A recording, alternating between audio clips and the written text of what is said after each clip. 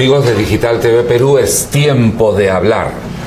Les saluda Reinaldo Aragón. Es tiempo de hablar de la familia y su importancia a la luz de la Convención de Derechos Humanos.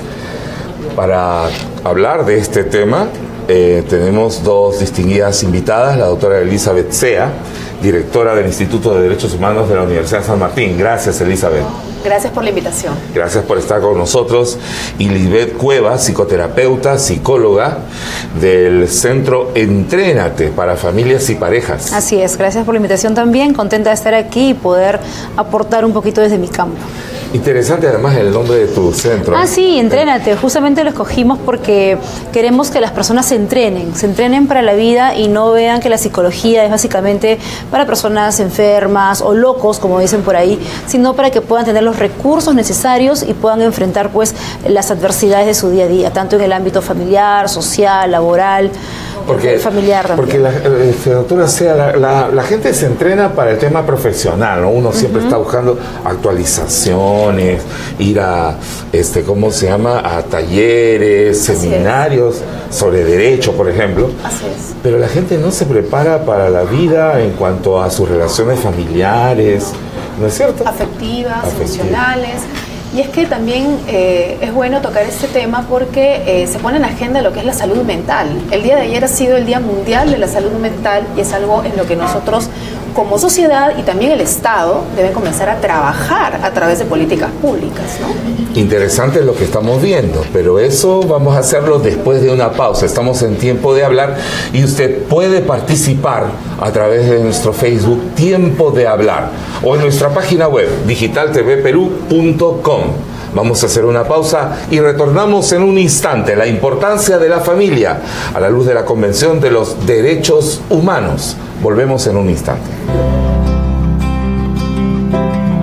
No podemos dejar de vista que esta convención, ¿no?, que ya tiene bastantes años, estamos hablando de 1985, habla de la importancia de la familia en la formación integral de esos niños y niñas.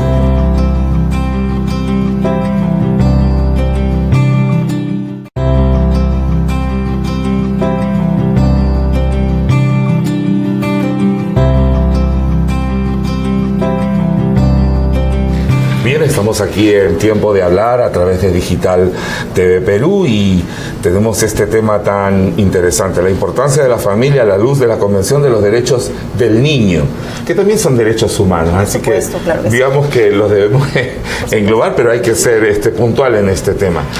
Doctora Sea, se menciona en esta última época los derechos del niño, ¿no? A través de este enfoque de género que se quiere hacer y uno de los temas es pues que el currículo escolar ha tratado de, que en este momento está suspendido, pero el Estado ha apelado a la decisión del tribunal, pero que entre comillas empodera al niño para tomar decisiones que tal vez no estén adecuadas a su edad. Pero, ¿qué dice la Convención de los Derechos del Niño respecto a este tema, por ejemplo? Qué bueno que se trate. En primer lugar, quiero felicitarte realmente que el día de hoy se trate en tu programa este tema tan importante, porque cuando el Estado peruano va a realizar políticas públicas o vamos a legislar sobre temas de derechos del niño, ¿no? No podemos dejar de vista que esta convención, ¿no?, que ya tiene bastantes años, estamos hablando de 1985, habla de la importancia de la familia en la formación integral de esos niños y niñas. Entonces, ¿dónde queda la familia en las políticas públicas? ¿Dónde queda el padre y la madre? No son agentes subsidiarios de la educación de los niños, son un factor esencial y principal. La Convención misma lo dice. Es más, si nosotros vamos a los principios de la Convención, vamos a encontrar, por ejemplo, el desarrollo de la personalidad de los niños, que es un tema que yo también voy a tratar, y ahí está el rol fundamental de la familia, inculcando valores, ¿no?, desde el aspecto formativo y también educando emociones. Porque si bien es cierto la convención habla de la libertad del niño, la autonomía, pero esta tiene que ser guiada por los padres. La convención misma lo señala. Entonces el Estado se olvida de eso. Y hay toda una corriente, digamos, un enfoque que trata de disociarlos, ¿no es cierto? Están asociados, por decirlo de otra forma, yo espero que sea la palabra, pero digamos, la familia es un núcleo. Así es. ¿No es cierto? Y lo conforman los padres y los hijos. Un núcleo fundamental de la sociedad. Claro, puede ser de que no sea una familia perfecta, ¿no? ¿No es cierto? Puede ser que una madre cumpla el rol de padre y madre, o un padre a la vez, por supuesto. ¿no es cierto? Y que estén integrados los abuelos, pero es un núcleo, digamos, ¿no? Y ahora se trata de separarlos, ¿no? Y darles derechos que inclusive colisionan unos con otros, y los padres van perdiendo hasta la patria potestad, ¿no es cierto? Así es. Está ocurriendo en varios países. Estamos mezclando agendas, y eso quiero así dejarlo bien en claro, ¿no? Nosotros no podemos mezclar una agenda de género que tiene que ver con una determinación, ¿no? de personalidad a partir del momento en que uno ya tiene plenamente conciencia de sí mismo, ¿no? Y que a partir del momento en que uno ya tiene la voluntad y la responsabilidad ante la ley puede ejercerla de la manera que quiera. Aquí no estamos hablando de eso, aquí estamos hablando de niños y niñas que tienen los mismos derechos y las mismas oportunidades, pero esto no mezclarlo, ¿no? Con otro tipo de objetivos, digamos, que no tienen absolutamente nada que ver con la parte emocional, afectiva, ¿no? La parte de formación integral de los niños, o sea, y estamos utilizando, y esto es muy peligroso, y yo lo digo sí, así clarísimo, estamos utilizando como vía las políticas públicas para hacerlo como si fuera una regla, ¿no? Una regla, la cual ya es una regla general, la cual tú no puedes discrepar. No, hay que respetar los ámbitos y hay que respetar también las instituciones sociales como la familia. En la familia, en el núcleo familiar, puede ser una familia pues que tenga problemas, pero aún así la familia debe ser fortalecida y el niño, según la convención, debe ser cuidado, respetado en su desarrollo natural. Doctora Lisbeth Cueva, ¿cuáles son estos principios los cuales se debe tener en cuenta para el crecimiento, digamos, natural y del niño? Bueno, nosotros en Entrénate y como especialista trabajamos mucho partiendo desde la conceptualización de familia, que es básico. O sea, se está viendo mucho que familias creen que el hecho de ser familia es vivir mamá, papá e hijos juntos, cosa que en la realidad no sucede así. Entonces los niños crecen pensando de que como no vivo con mi papá, no tengo familia, y eso no es así. O sea, familia, trabajamos nosotros, es tu madre, tu padre y tú y tus hermanos si hubiese, pero sin la necesidad de vivir juntos, porque el vínculo los une como familia, ¿no? Uno es eso. Dos, el tema de inculcar mucho los valores. Básico. Valores de vida, valores familiares. Todo, de respeto, honestidad, puntualidad, todos los valores que se pueden trabajar, sobre todo el respeto. Y también el hecho de capacitar a los padres, ¿no? Que ellos son los maestros de vida, siempre lo digo. Y como maestros de vida de sus hijos tienen que capacitarse, tienen que prepararse para poder también guiar a sus hijos en este desarrollo. Ahora, el desarrollo emocional de los hijos va acompañado de dos pilares muy importantes que trabajamos como especialistas nosotros, que es la educación emocional y la responsabilidad emocional, que es básico. ¿Por qué? Educación emocional. Educación emocional y también responsabilidad emocional. Porque la educación emocional te da esa opción de expresar emociones, pero sin dañarte ni dañar a los demás. O sea, no anular las emociones, pero sí darlas o expresarlas de forma sana. O sea, los hombres no lloran, ¿no es cierto? No es válido, claro. No es válido, ¿no? Porque estás reprimiendo emociones. Entonces, una frase como tal está haciendo que no expreses esas lágrimas, ese llanto, que puede ser por tristeza, que puede ser por frustración o por cólera, y por ende esa acumulación de emociones va a explotar en algún momento en la vida de esa persona y se va a transformar en violencia, ya sea verbal o ya sea física. Claro, porque va a haber una serie de emociones, digamos, contenidas, ¿no? Como una olla a presión, ¿no? Exacto, y la responsabilidad emocional va a llevar a la independencia emocional del ser humano, no solamente emocional, sino también de decisiones. O sea, el hecho de que las personas empiecen a decir, yo me siento así, ¿no? A valorizar la emoción, básicamente, porque nos acostumbramos a decir me siento bien o me siento mal. Palabras bastante ambiguas y que no llegan a esta educación emocional que queremos lograr. Ahora tenemos también un tema que es que los padres de familia no están tomando en cuenta, digamos, el prepararse, el entrenarse, ¿no es así? Claro. Es decir, cuando ya saben que van a tener un niño, pues deberían meter... Claro, algunos se compran sus libros, tratan de ver algunos programas de televisión, consultan o leer el internet. Pero ¿sabes cuándo sucede esto, Reinaldo? Lamentablemente sucede en la etapa de la adolescencia, donde ya estás viendo pues lo que criaste básicamente, ¿no? Cómo los chicos van a aplicar todos los recursos que tú le diste, donde en realidad la formación y la educación o la capacitación como padres empieza desde que el niño viene al mundo, día a día, constantemente, y no solamente hablando, sino también haciéndolo. O sea, como dice la frase, predica con el ejemplo, hazlo tú para que tus hijos también puedan ver ese modelo de vida y hacerlo en su vida personal también. En cuanto a la Convención de los Derechos del Niño, ¿cuáles son estos derechos que se mencionan en la Convención? Bueno, son de todo tipo, son derechos civiles, ¿no? Tienen derechos individuales, derechos políticos. Los niños tienen libertad de expresión, tienen, en primer lugar, vamos a partir del derecho, del mejor derecho, del derecho a vivir, el derecho a nacer, ¿no?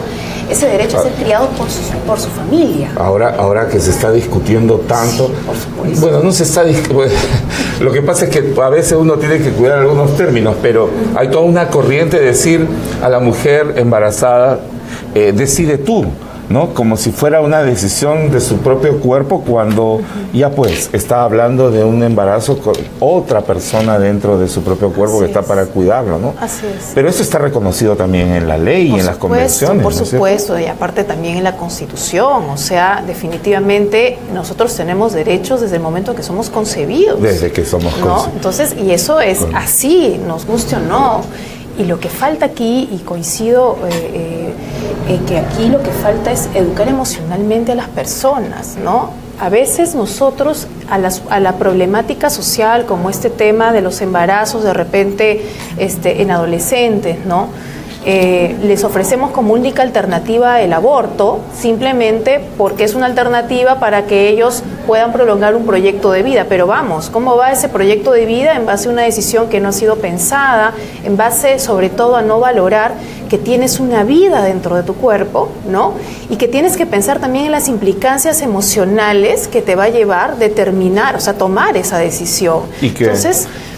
Sí, y que, ¿cómo se llama? Y que a través de los casos conocidos, pues el sufrimiento, el trauma que queda, ¿no es cierto? Que seguramente Lisbeth nos va a contar después, que queda después de realizar este tema. Y no solamente de repente desde el punto de vista psicológico se puede analizar, también desde el punto de vista legal. Las mujeres, las abogadas que trabajamos con mujeres que sufren violencia, también hemos visto casos de niñas, de adolescentes que tienen que abortar porque sí, ¿no? Y es un tema bastante complicado donde el Estado debe de entrar básicamente de su rol preventivo.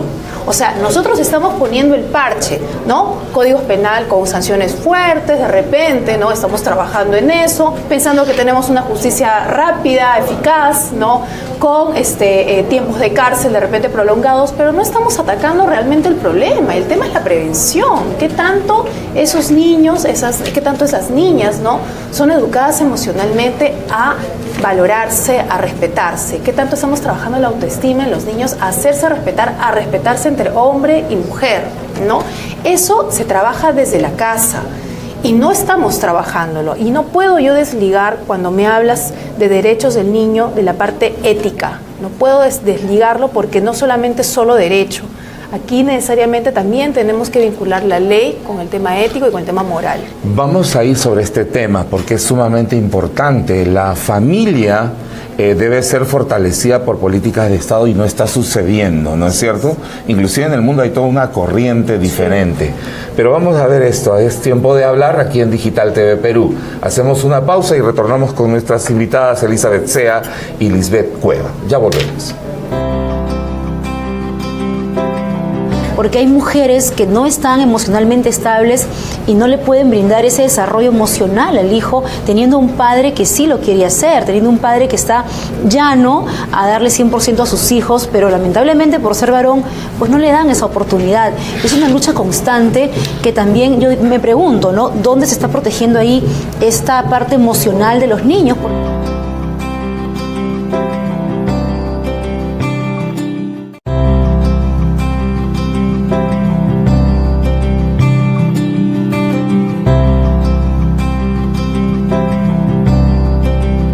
La importancia de la familia en los derechos, en la Convención de los Derechos del Niño. ¿Cuándo fue, Elizabeth, esta convención?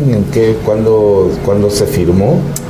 Sí, claro, del año 85. Estamos hablando, es una convención bastante antigua. Bastante antigua, sí, ¿no es cierto? Y ha tenido documentos previos que datan de 1930, estudios justamente de psicoanalistas y pedagogos que dieron como resultado final a través de Naciones Unidas la adopción de esta convención. Y digamos, se firma esta convención para proteger a los niños y a las familias, ¿no es cierto?, dentro del enfoque de familia. Claro, el objeto es proteger al niño, ¿no?, vinculando la responsabilidad del Estado y de la sociedad, ¿no?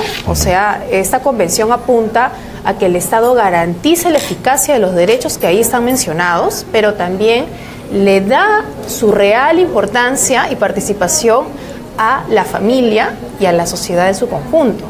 Inclusive habla de los medios de comunicación también, ¿no? Bueno, y ahí también tenemos ahí tenemos un tema, y los medios de comunicación tienen que hacer una autocrítica, pero sí, tremenda, Lidé, porque lo que vemos es realmente todo antifamilia. Sí, están destruyendo justamente este pilar tan importante que te hablaba hace un momento de los valores, ¿no? Están mostrando otra imagen acerca de la familia, otra imagen acerca del ser humano también.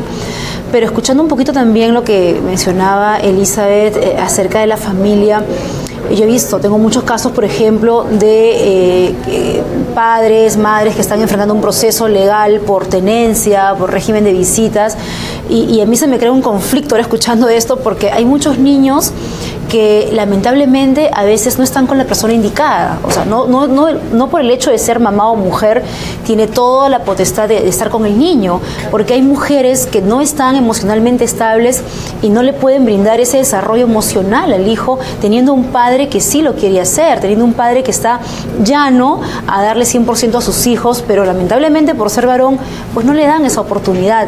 Es una lucha constante que también yo me pregunto, ¿no? ¿Dónde se está protegiendo ahí esta parte emocional de los niños? Porque a veces los jueces son bastante fríos, duros y se pegan mucho a las leyes, pero no ven este lado del desarrollo emocional de los niños. Lo que se debería trabajar desde las políticas públicas es el enfoque de familia. Exacto. ¿No es cierto? Más que un enfoque sesgado claro. Ahora, nosotros estamos en contra de todo tipo de violencia, ¿no es cierto? Debemos señalarlo. O sea, no se nos debe pasar de ninguna forma la violencia que además ha sido pública, han salido en los canales, y tal vez para eso sirvan los medios, ¿no es cierto? Para poner en evidencia la violencia que sufren personas como Lorena Álvarez, como Lourdes Paucar, como Micaela de Osma, ¿no? Nos solidarizamos con ellas. Pero ¿cuántas de ellas hay también desconocidas, ¿no? ¿Cuántas Lorenas, Lourdes, Micaelas viven en el Perú? Pero también ¿cuántos varones? ¿No es cierto? Porque no hay estadísticas confiables, números confiables que podamos tener para decir es mayor esta violencia. En realidad hay violencia intrafamiliar. Así es. Bueno, tenemos estadísticas diferenciadas y, por ejemplo, para el Ministerio de la Mujer se ha reducido la violencia un 73%, ¿no? del 2015 a este año. Yo realmente podría discrepar en esas cifras porque más bien yo diría que ha aumentado. Es más, ahora las mujeres denuncian los casos, antes no denunciaba. Y lo que tú mencionas es súper importante. Si a una mujer le cuesta denunciar un caso de violencia, yo me pongo en el lugar de un hombre que sufre violencia, no lo denuncia, porque desgraciadamente todavía tanto hombres como mujeres estamos sometidos a un yugo social, de calificación social, ¿no? Y nos discriminamos entre nosotros, ¿no? Lo que bien dices, el hombre no llora, ¿no? La mujer sí llora, ¿no? El hombre tiene que ser fuerte, ¿no? No. la mujer puede ser débil, ¿no? Y eso cambia y comienzan a anexarse roles que no son para nada y no corresponden con la realidad. Porque pues, digamos, se agarra el Estado con una corriente, ¿no es cierto?, de enfoque que distorsiona todo. Que supuestamente quiere eliminar estereotipos, pero al contrario, yo diría que fomenta más estereotipos. Claro, y ahonda más las diferencias porque cuando uno habla de violencia solo contra la mujer, pues invisibiliza al otro. Y, por ejemplo, hay un tema que conversábamos fuera de cámaras con Lisbeth, y era la violencia contra los niños dentro del hogar. Y los números allí son bien altos, pero a los demás, a los que denuncian determinadas violencias invisibilizando a las otras, no les conviene, pues, porque no es negocio. Exacto, y eso tiene que ver mucho con los medios de comunicación también, ¿no? Y no solamente lo que hablábamos, Reinaldo, es de los padres a los hijos, sino de los hijos a los padres. O sea, mira hasta qué punto de los hijos a los padres, ¿no? Los adultos mayores. Terrible. Se está rompiendo este valor tan importante del respeto, donde ya el hijo, sea niño o adolescente o joven adulto, no respeta a sus padres. Es más, son los niños y los adolescentes que ahora toman este control de su propia crianza por la ausencia de los padres, porque de repente hay una abuela, una nana o simplemente solos, están en casa. Ellos deciden sobre su vida, qué hacen, qué no hacen, se guían solos. Entonces el niño o adolescente como tal trata de buscar la forma, los recursos para poder sobrevivir y salir adelante. Entonces esto le da justamente ese empoderamiento para poder desafiar o reclamar a su madre y a su padre, ¿no? Entonces eso se está viendo mucho en muchas familias hoy en día en nuestra sociedad. ¿Y sabes por qué se da eso? Qué bueno que lo toca Lisbeth. Porque dentro de lo que es el sistema educativo se está tomando de una manera errada el tema de la autonomía de los niños. Eso es fundamental. La autonomía de los niños, ¿no? No es que el niño decida, porque ya tiene voz, se puede hacer escuchar, pueda decidir sobre lo que él pueda hacer, porque ese niño no está siendo responsable, no lo va a hacer. Si ese niño se equivoca, quien tiene que asumir la responsabilidad, sea ante la ley o moral, va a ser el padre o la madre de familia, ¿no? O sea, entonces los colegios deben de incentivar el respeto, ¿no? Pero un respeto que no se diferencie, ¿no? Entre roles de género, sino que observe el respeto por igual, hombres y mujeres, y observando algo que para mí es fundamental y que lo ha mencionado también Lisbeth, ese respeto a los padres que se ha perdido y se está distorsionando con un miedo al padre. Y eso viene del mismo sistema educativo, ¿no? Entonces a veces dice, pero señora, usted no sea muy impositiva, pero señora, no le reclame, déjelo a él que solito, perdón, o sea...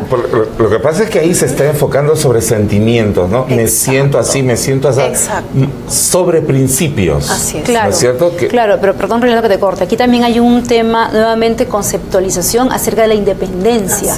O sea, muchos papás, muchos maestros dicen, ¿no?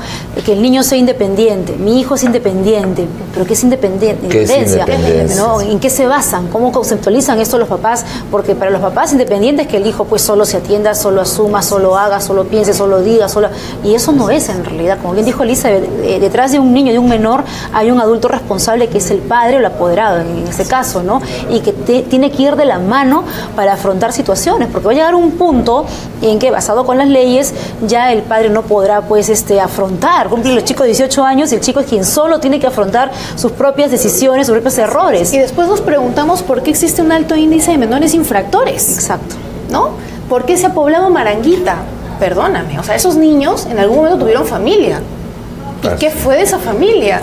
¿No?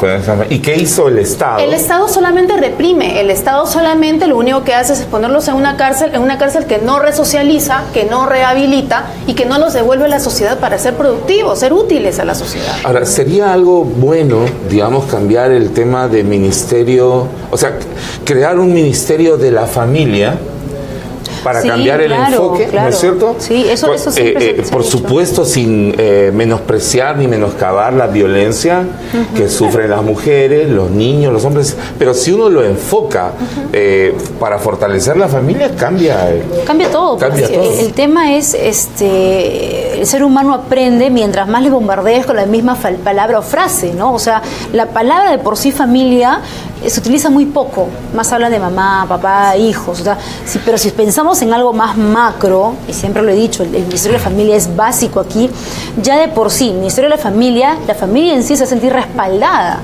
madre, hijos, padre, ¿no? Va a haber un trabajo en conjunto y multidisciplinario también que trabajen bajo un mismo sistema.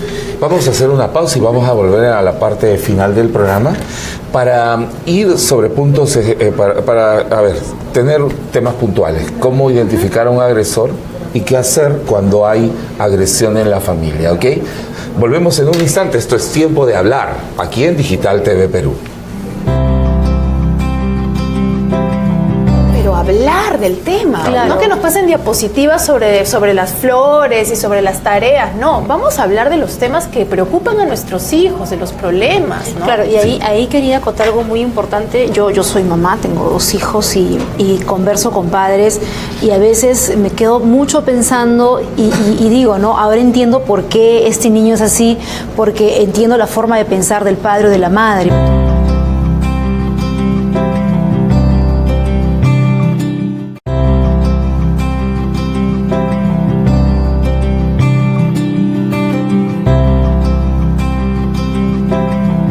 Bien, estamos aquí en Tiempo de Hablar en Digital TV Perú con Elizabeth Sea y Lisbeth Cueva en este tema tan interesante, pero más que interesante, importante para hacer frente a toda una corriente de violencia, toda una corriente de liberalismo, si se quiere, negativo, ¿no? Tomado desde el punto de vista negativo, y también los medios de comunicación, ¿eh? Que no hacen mea culpa. No hacemos mea culpa, ¿no? No decimos, oye, esto está bien, esto está mal, sino más bien incentivamos lo que menoscaba a la familia. Pero, Elizabeth, ¿qué se debe hacer cuando en la familia, puede ser la mujer, el hombre o los mismos hijos, cometen actos de violencia al interior de la familia? Bueno, definitivamente nosotros tenemos una ley que es la ley 30364, ¿no? Que es sobre violencia contra la mujer y los integrantes del grupo familiar, ¿no? Estamos hablando ya de casos de agresión física, psicológica, inclusive también sexual y económica. También existe la violencia contra los integrantes del grupo familiar y las mujeres, económica, cuando por ejemplo no se pasan los alimentos, no hay una asistencia. Como una extorsión, exacto, ¿cierto? ¿no? Entonces también existe ese tipo de violencias. Hay denuncias, se puede denunciar ante la policía, se puede denunciar ante el Ministerio Público. Bueno, se va a armar un caso que hoy en día son sumarísimos, son sumarios, son bastante cortos. Tiene que establecerse garantías de protección, ¿no? Que debe de dársele a la Fiscalía en un lapso mínimo de 72 horas. Pero estamos hablando ya de judicializar un caso. Claro, ¿no? Ya ocurrió el hecho de violencia, ¿no? Claro, que en realidad es una pregunta difícil, porque cuando tú me dices cuando se da en el interior de una familia escenarios de violencia, y a veces yo me pregunto, ¿por qué llegar siempre a la denuncia, al tema judicial, cuando nosotros podemos bien trabajar temas de prevención, ¿no? Donde se establezca también mecanismos de diálogo al interior de la familia, en la comunidad y en los centros educativos. Poner todo el esfuerzo en la prevención, en la educación. Que el sistema educativo, de acuerdo a la norma, involucra también a los padres de familia, y deberían ser los centros, los colegios, que identifiquen escenarios de violencia en los niños, ¿no? En las familias de los niños, así como identifican los escenarios de bullying, ¿no? Y esas clases tutoriales, esas reuniones tutoriales con los padres deberían servir para hablar sobre ese tema, ¿no? Citar a los padres de familia y de repente hacer una terapia junto con la asistencia psicológica del colegio.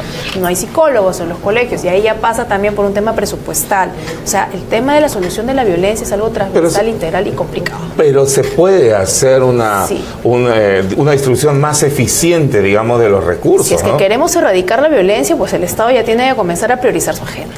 Y otro de los temas es como sucede, me parece, en algunos otros países, que cuando los padres de familia deben asistir a las reuniones, pues deben de tener permisos de sus trabajos. Así es. Y luego ya verán cómo recuperar las horas. Así es. Pero digamos los padres, porque siempre cuando hay reuniones de padres de familia, los padres no van, ¿no? Pero hablar del tema, Claro. no que nos pasen diapositivas sobre las flores y sobre las tareas, no, vamos a hablar de los temas que preocupan a nuestros hijos, de los problemas, ¿no? Claro, y ahí quería acotar algo muy importante. Yo soy mamá, tengo 2 hijos y converso con padres y a veces me quedo mucho pensando y digo, ¿no? Ahora entiendo por qué este niño es así, porque entiendo la forma de pensar del padre o de la madre. Todo parte de ahí, básicamente.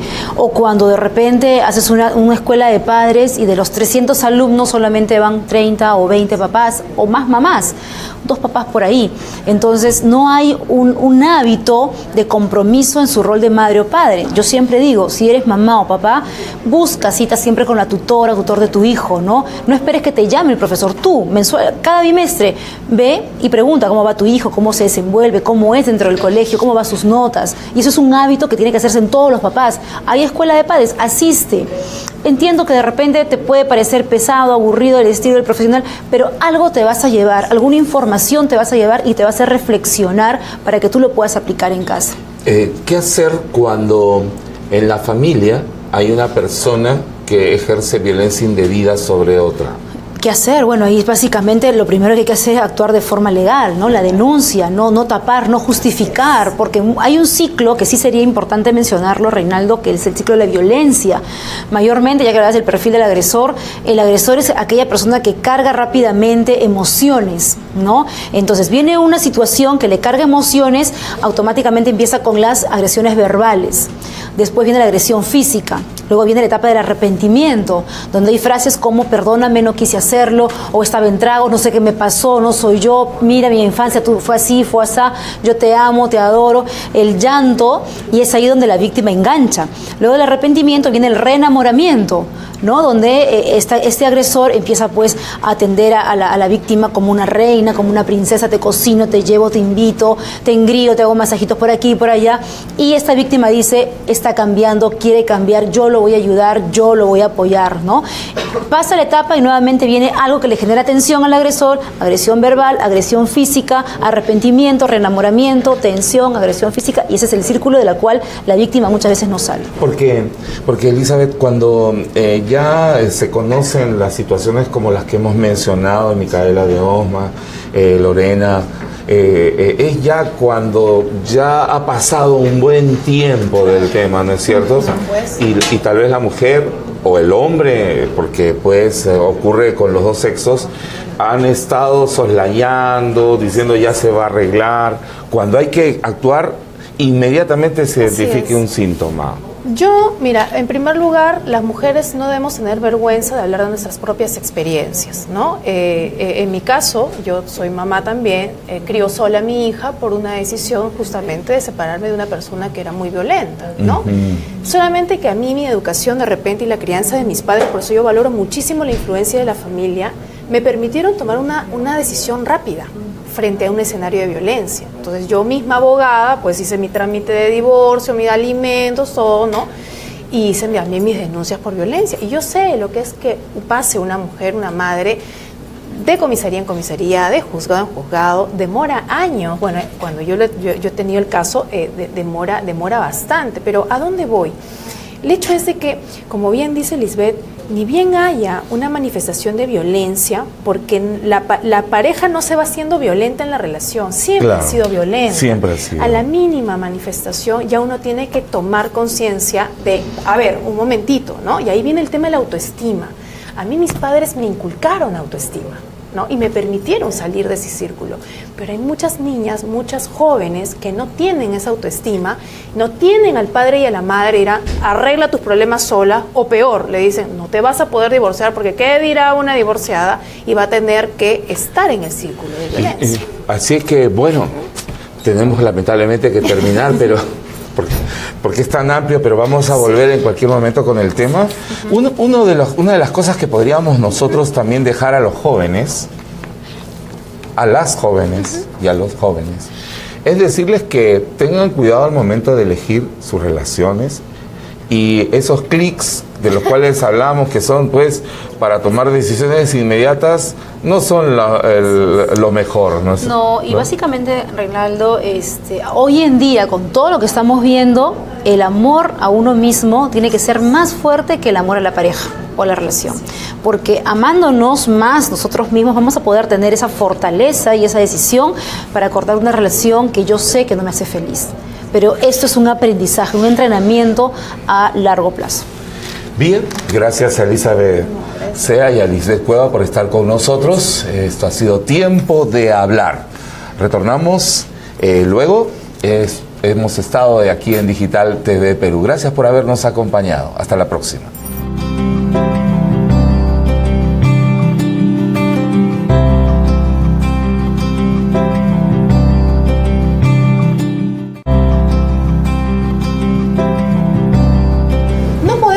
De vista que esta convención, ¿no?, que ya tiene bastantes años, estamos hablando de 1985, habla de la importancia de la familia en la formación integral de esos niños y niñas. Porque hay mujeres que no están emocionalmente estables y no le pueden brindar ese desarrollo emocional al hijo, teniendo un padre que sí lo quiere hacer, teniendo un padre que está llano a darle 100% a sus hijos, pero lamentablemente por ser varón, pues no le dan esa oportunidad.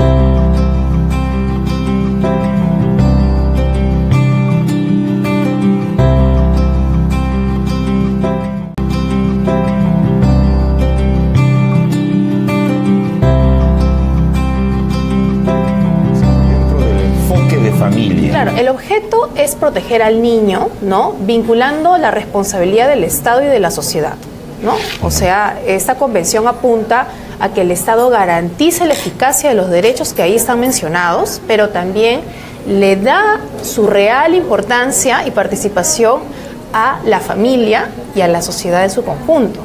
Inclusive habla de los medios de comunicación también, ¿no? Y bueno, ahí también tenemos ahí tenemos un tema, y los medios de comunicación tienen que hacer una autocrítica, pero sí, tremenda, Lisbeth, porque lo que vemos es realmente todo antifamilia. Sí, están destruyendo justamente este pilar tan importante que te hablaba hace un momento de los valores, ¿no? Están mostrando otra imagen acerca de la familia, otra imagen acerca del ser humano también.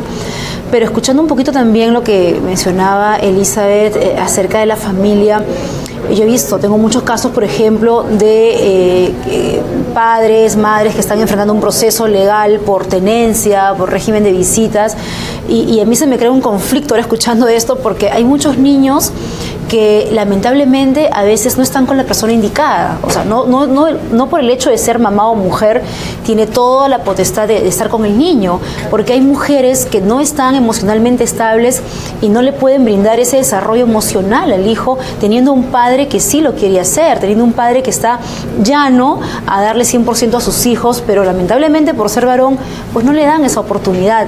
Es una lucha constante que también yo me pregunto, ¿no?, ¿dónde se está protegiendo ahí esta parte emocional de los niños? Porque a veces los jueces son bastante fríos, duros. Quiero felicitarte realmente que el día de hoy se trate en tu programa este tema tan importante, porque cuando el Estado peruano va a realizar políticas públicas o vamos a legislar sobre temas de derechos del niño, ¿no?, no podemos dejar de vista que esta convención, ¿no?, que ya tiene bastantes años, estamos hablando de 1985, habla de la importancia de la familia en la formación integral de esos niños y niñas. Entonces, ¿dónde queda la familia en las políticas públicas? ¿Dónde queda el padre y la madre? No son agentes subsidiarios de la educación de los niños, son un factor esencial y principal. La convención misma lo dice. Es más, si nosotros vamos a los principios de la convención, vamos a encontrar, por ejemplo, el desarrollo de la personalidad de los niños, que es un tema que yo también voy a tratar, y ahí está el rol fundamental de la familia, inculcando valores, ¿no?, desde el aspecto formativo y también educando emociones. Porque si bien es cierto la convención habla de la libertad del niño, la autonomía, pero esta tiene que ser guiada por los padres. La convención misma lo señala. entonces el Estado se olvida de eso. Pero hablar del tema, claro. No que nos pasen diapositivas sobre las flores y sobre las tareas, no, vamos a hablar de los temas que preocupan a nuestros hijos, de los problemas, ¿no? Claro, y ahí quería acotar algo muy importante. Yo soy mamá, tengo 2 hijos y converso con padres y a veces me quedo mucho pensando y digo, ¿no? Ahora entiendo por qué este niño es así, porque entiendo la forma de pensar del padre o de la madre, todo parte de ahí, básicamente. O cuando de repente haces una escuela de padres y de los 300 alumnos solamente van 30 o 20 papás o más mamás, 2 papás por ahí. Entonces no hay un hábito de compromiso en su rol de madre o padre. Yo siempre digo, si eres mamá o papá, busca citas siempre con la tutor de tu hijo, ¿no? No esperes que te llame el profesor, tú, cada bimestre, ve y pregunta cómo va tu hijo, cómo se desenvuelve, cómo es dentro del colegio, cómo van sus notas. Y eso es un hábito que tiene que hacerse en todos los papás. Hay escuela de padres, asiste. Entiendo que de repente te puede parecer pesado, aburrido el estilo del profesional, pero algo te vas a llevar, alguna información te vas a llevar y te va a hacer reflexionar para que tú lo puedas aplicar en casa. ¿Qué hacer cuando en la familia hay una persona que ejerce violencia indebida sobre otra? ¿Qué hacer? Bueno, ahí básicamente lo primero que hay que hacer es actuar de forma legal, ¿no? La denuncia, no tapar, no justificar, porque hay un ciclo que sí sería importante mencionarlo, Reinaldo, que es el ciclo de la violencia.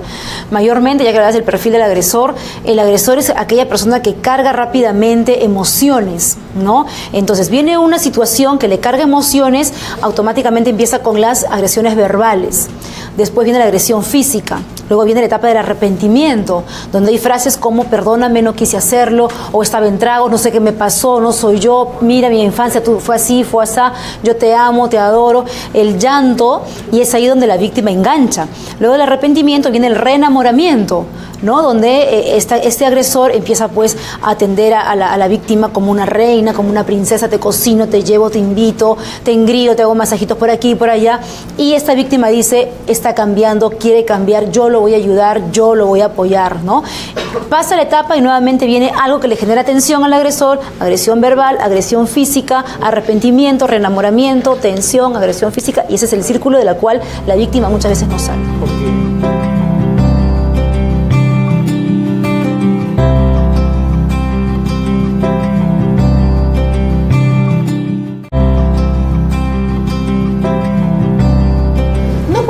De vista que esta convención, ¿no? Que ya tiene bastantes años, estamos hablando del 1985, habla de la importancia de la familia en la formación integral de esos niños y niñas. Porque hay mujeres que no están emocionalmente estables y no le pueden brindar ese desarrollo emocional al hijo, teniendo un padre que sí lo quiere hacer, teniendo un padre que está llano a darle 100% a sus hijos, pero lamentablemente por ser varón, pues no le dan esa oportunidad.